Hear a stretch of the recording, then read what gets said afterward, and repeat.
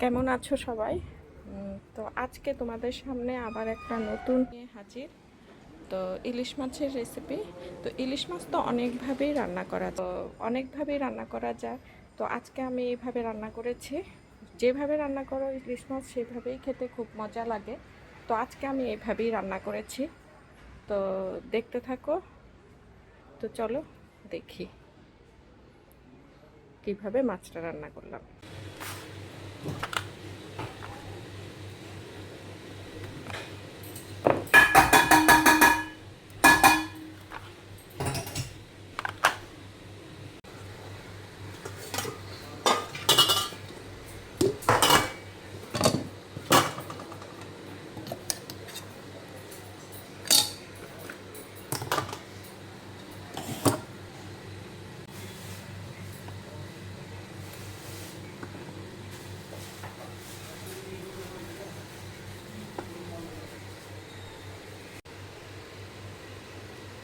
দুদিনের দেখো